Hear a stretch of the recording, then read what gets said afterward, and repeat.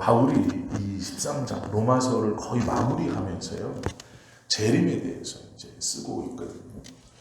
재림이라는 것은 굉장히 좀 중요한 문제인데, 한국 교회는 이 재림을 좀 너무 신비적으로 이렇게 접근했습니다. 그래서 우리가 아마 조금 관심 있으시면 다 아셨겠지만, 예전에 KBS 공영방송 특별 생방송으로 편성이 돼서 이장님씨 교회가, 서울에 위치했던 이장님씨 교회가 휴거한다는 걸로 인해서 방송사에서 생방송을 이렇게 편성해가지고 그날 12시에 막 다 하늘로 들림발린다 해가지고 7시부터 시작됐던 예배에 막 카메라를 다 들이대고 들어가는 성도들한테 막 인터뷰하고 이랬던 적이 있어요. 성도들은 자신했었죠. 하얀색 이 소복, 하얀색 한복을 준비해서 그 교회 들어가기 전에 밖에서 갈아입고 교회 입구에 들어갈 때 90도로 교회를 향해 절을 하고 정말로 경건한 마음으로 들어갔었어요. 그런데 놀라운 건 이장님 씨는 그날 휴거되는 그 상황 당시 날짜로 아파트 청약을 신청하고 있었다는 아주 놀라운, 도대체 어디서부터 잘못된 건지 모르겠지만 한국교회는 그래서 재림이나 휴거를 얘기하면 이단이라고 생각하는 경향들이 많습니다.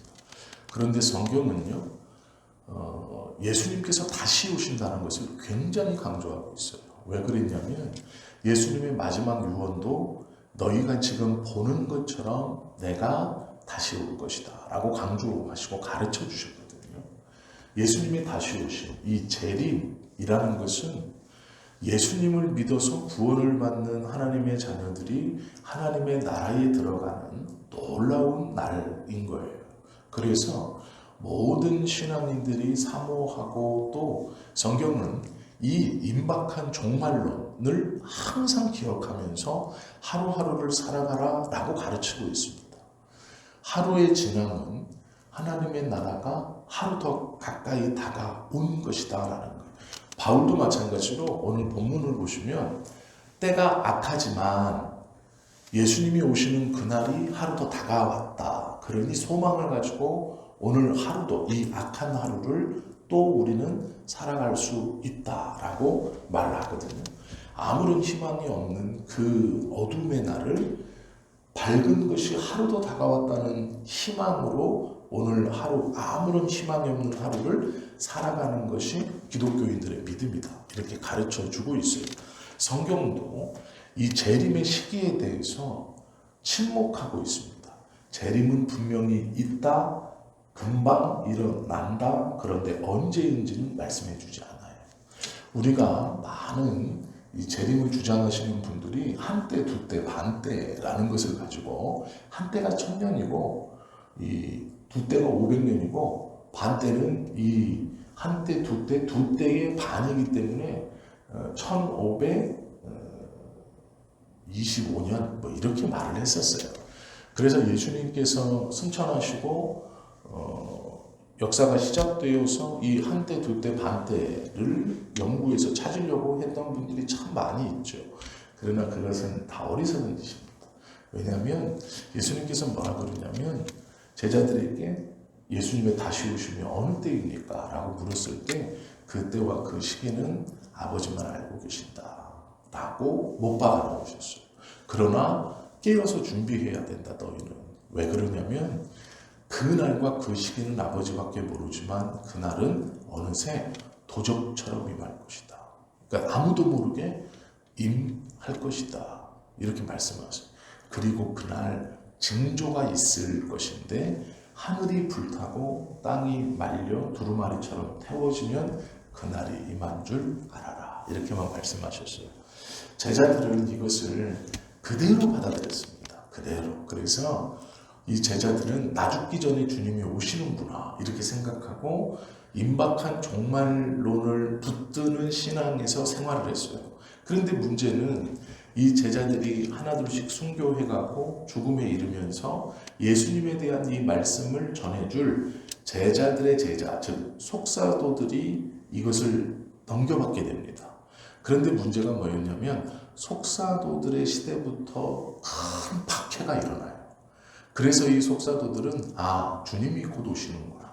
이 믿음으로 일어나는 박해, 이것이 상급이니까 우리를 이 박해를 통해 상급을 쌓게 하시고 이제 주님이 오실 것이다 라고 기대했어요.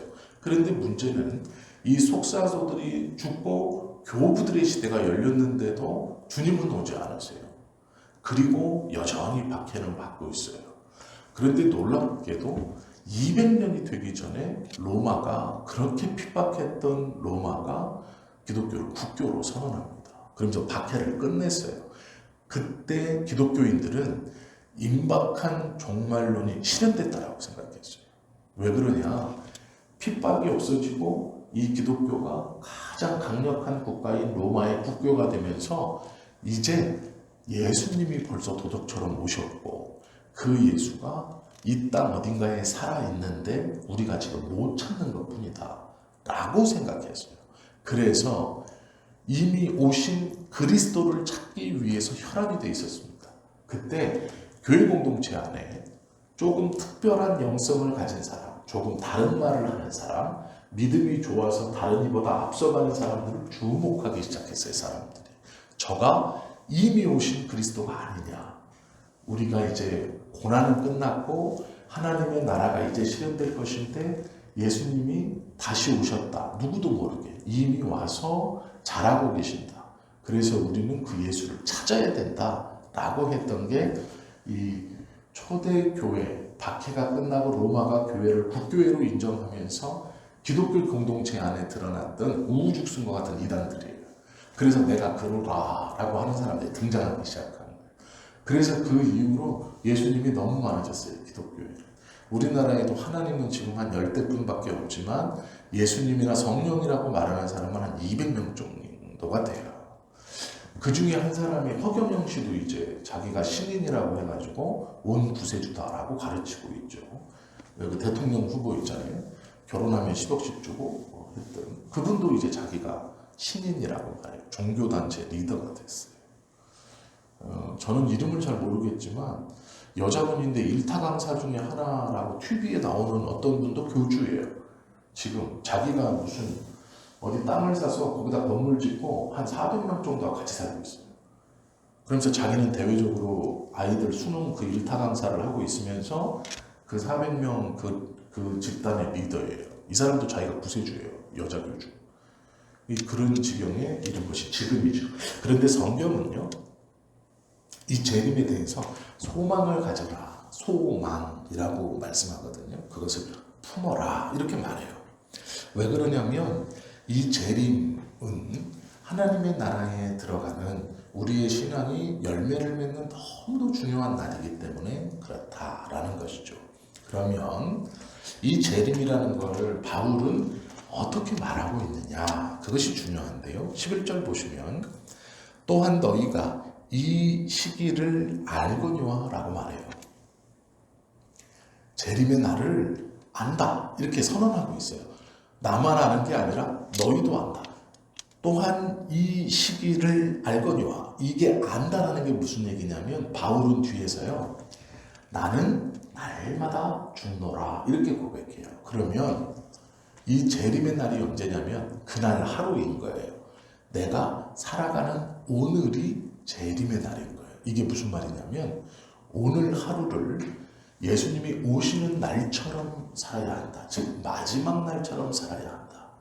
그럼 이게 무슨 말일까요?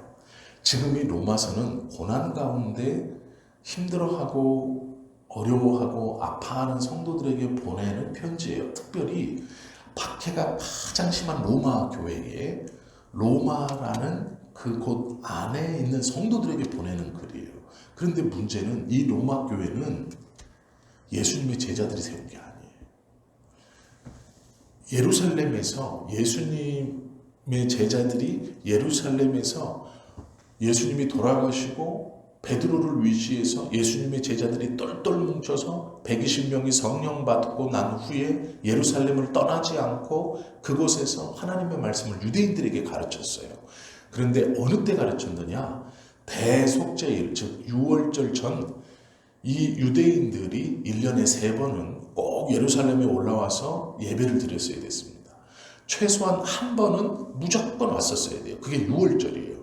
이 6월절 절기에 예수님이 돌아가셨고 제자들은 그 예수님을 통해서 구세주라는 말들을 이 6월절에 온 이스라엘, 각지에서 온 이스라엘 백성들에게 전파합니다. 그리고 이들이 그곳에서 놀라운 체험들을 해요. 왜 그러냐면 우리가 원근각처에서 와서 우리의 말, 즉 내가 어머니의 핏줄로 유대인이지만 히브리어를 못해요.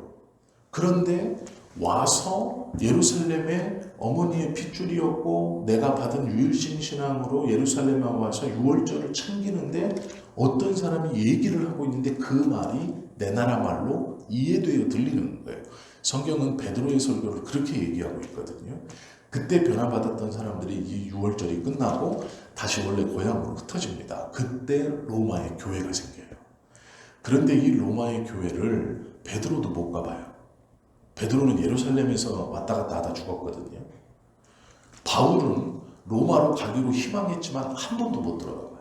나중에 1, 2차 전도 여행을 끝나고 예루살렘에서 붙들려서 이제 죽으러 재판받으러 갈 때 로마에 들어가요. 그 전에 쓴 거예요. 그러니 로마에는 교회가 있는데 예수님의 직계 제자도 방문한 적이 없고 바울도 방문한 적이 없어요. 이게 뭐냐면 리더 없이 지금 신앙생활을 하고 있는 거예요. 그러니 로마의 이 교인들이 가장 극심한 핍박을 받는 지역임에도 불구하고 리더자가 없어요. 지금 목회자가 없는 거예요. 그들에게 편지를 보내는데 그 고통 중에 있는 성도에게 뭐라고 가르쳐 주냐면 오늘이 예수님 오시는 날이다. 매일매일 오늘이 예수님 오시는 날이라는 생각으로 그 고통의 날 하루를 버텨가라 이렇게 말하는 거예요. 그래서 뭐라고 말하냐. 또한 너희가 이 시기를 알고도 하라.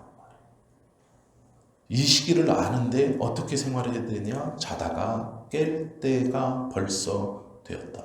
이는 이제 우리의 구원이 처음 믿을 때보다 가까웠습니다. 정말 간절하게 하루하루를 이 팽팽한 줄, 이거 누가 손 딱 대면 조금만 날카로운 걸로 딱 대면 탁 끊어지는 그 팽팽한 긴장 속에서 오늘을 살고 있는 로마의 성도들에게 오늘이 그날이다. 눈뜬 오늘이 예수님이 오시는 그 재림의 날이다. 그리고 이 하루는 우리가 처음 믿었을 때보다 하나님 나라에 더 가까이 가는 소망의 날이다. 그 고통과 핍박 중에 있는 성도들에게 하는 말이에요. 재림, 그 소망을 품고 살아라. 왜냐하면 주님이 다시 오신다는 소망이 없으면 견딜 수 없는 날들이기 때문에 그래요.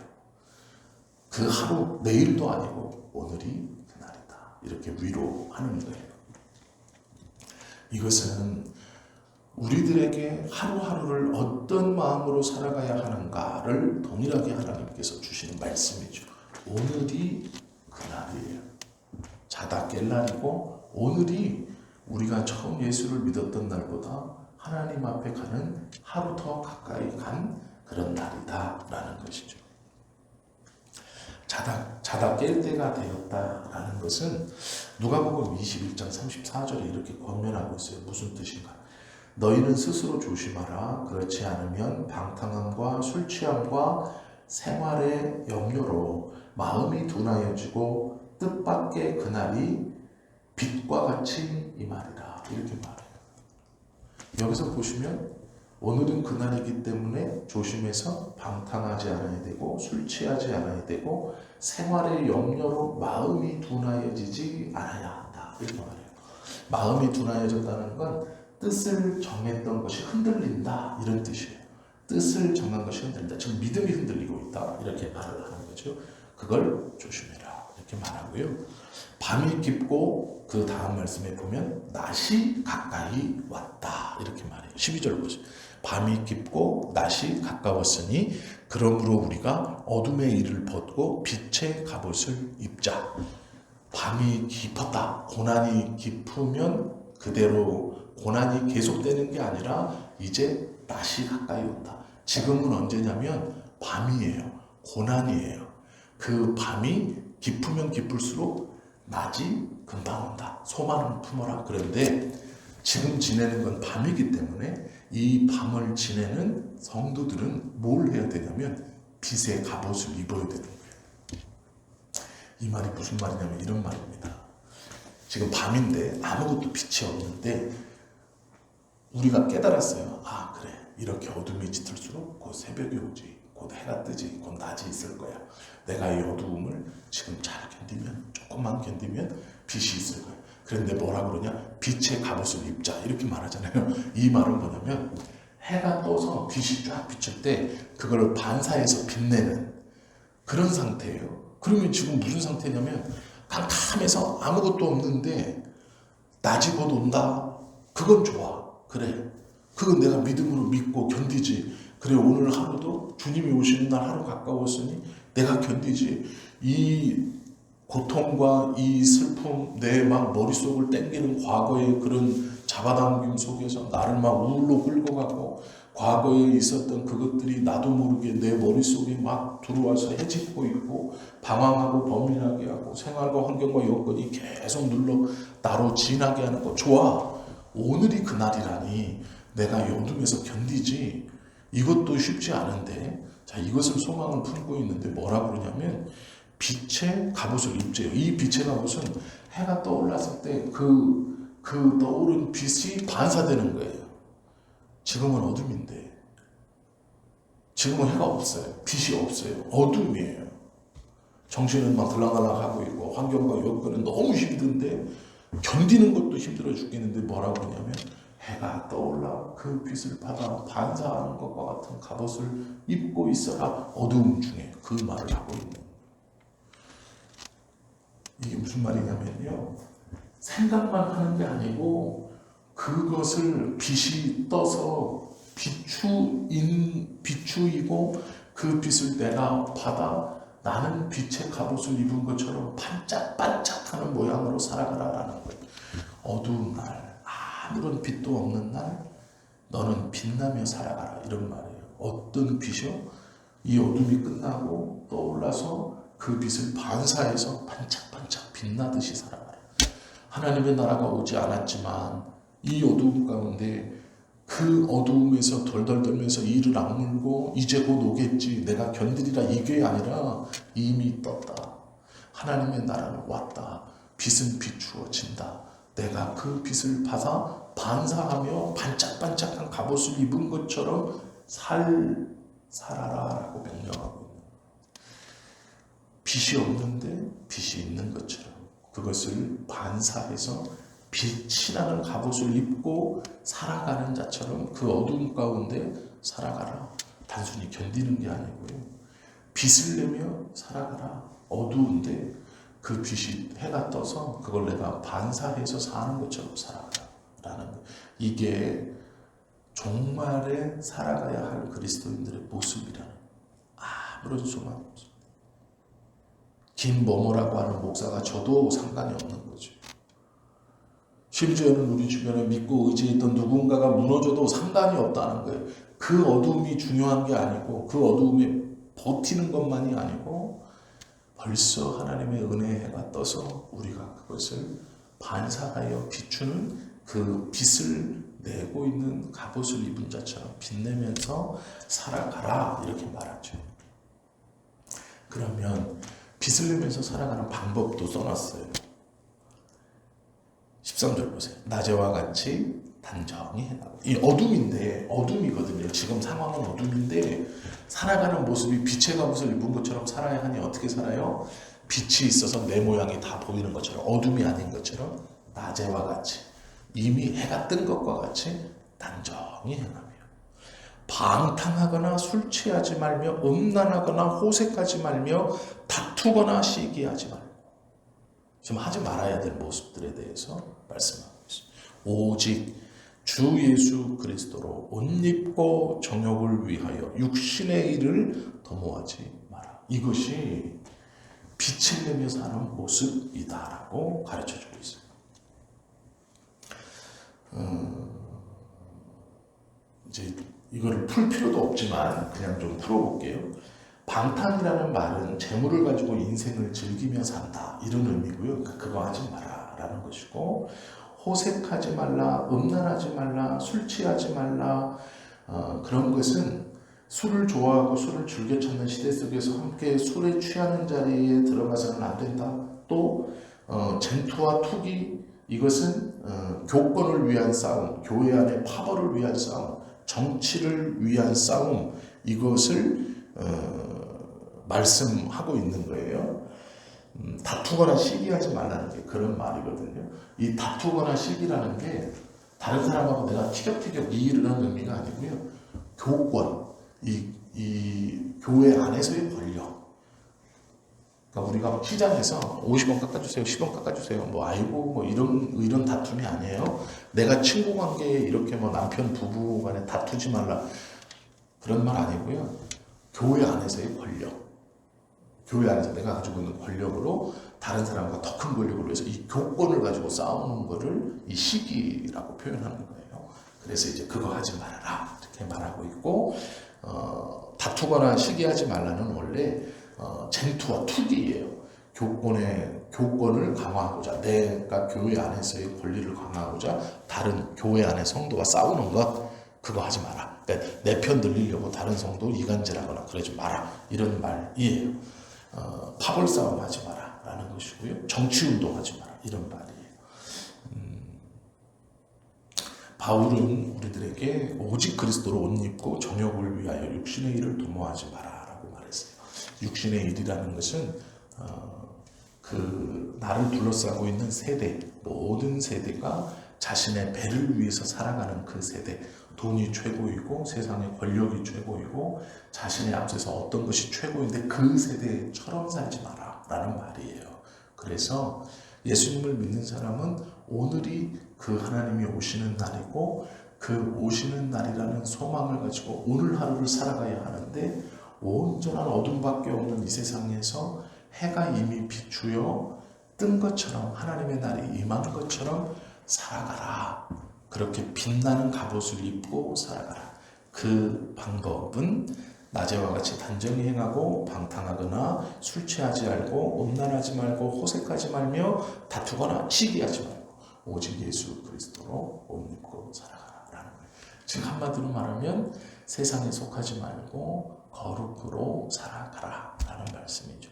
주님이 곧 오십니다. 이것은 소망의 말씀이에요. 고통받고 있는 성도들에게 주시는 이 종말의 날, 재림은 우리 모든 믿는 자에게 소망의 날이에요. 그리고 이 재림, 예수님이 다시 오심을 믿기 때문에 하루하루를 견뎌갈 수 있는 거예요. 오늘 나를 힘들게 하고 어렵게 하고 무너지게 하는 많은 일들이 일어날 수 있죠. 어떤 일들이 오늘 우리 앞에 있는지 모르죠. 그게 꼭 기쁨이고 즐거움이고 행복이 아닐 수도 있어요. 그러나 걱정하지 마세요. 그것에 함몰될 사람들이 아니고 그것에 치여서 갈 사람들이 아니에요. 빛의 자녀로 빛의 옷을 입고 예수 그리스도를 붙들고 살아가는 우리들이 된다라는 거예요. 성경에서 놀랍게도요, 하나님께서 모든 이스라엘 백성들에게 이렇게 행하라 라고 말씀하시는 게 있어요. 그 말씀 뒤에 항상 붙는 말이 뭐냐면 내가 그러할 힘을 주겠다, 내가 너와 함께 하겠다 라는 말씀이에요. 즉 이렇게 행하라 라는 것을 혼자 하는 게 아니고 하나님이 그럴 힘을 주신다 라는 거예요. 오늘도 빛의 갑옷을 입자, 육신의 일을 도모하지 마라, 이 말씀이 뭐냐면 빛의 갑옷을 입을 수 있게 해주겠고 육신의 일을 도모하지 않아도 되게 우리 하나님께서 함께 하겠다라는 약속이에요. 오히려 이 말씀이 오늘 우리에게 허락되어진다는 것은 그 말씀대로 살 수 있도록 하나님께서 함께 해주신다라는 말씀이에요. 그래서 이 소망을 가지고 오늘도 하나님의 은혜 아래 살아가는 우리 모두가 되실 수 있기를 예수님의 이름으로 축원합니다. 기도드립니다.